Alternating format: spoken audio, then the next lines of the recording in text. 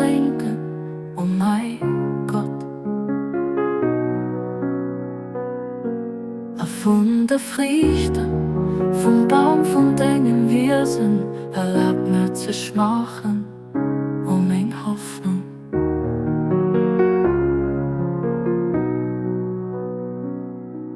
Von der kristallene Quelle, von denen ich lebt, lass mich vielleicht trinken, um mein Herrlich geht.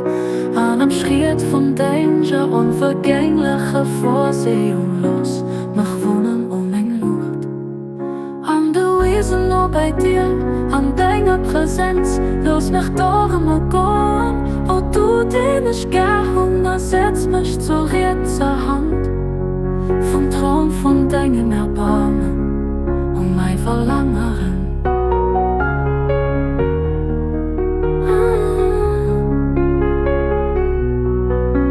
Von der duftigen Lüftchen von deiner Freude, los ein Hauch über mich sehen, wo mein Ziel. Los mich irren an Hechte vom Paradies, von deiner Wirklichkeit, um mein Gebieten. Der Melodie von der Tau von deiner Einheit, lass mich nur lauschen, wo du strahlend und durch den Geist von deiner Kraft ermucht belief mich, wo du dir mich versorgt.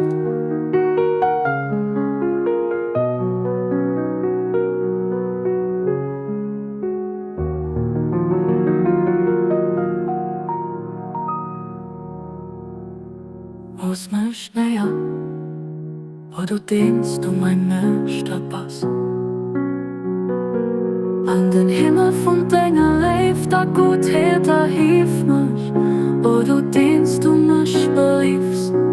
An zum Himmel von deiner Heerung lebt mich, wo du dienst, du mich und sitzt, mir und an Offenbarung von deinem unsichtbaren Schicht.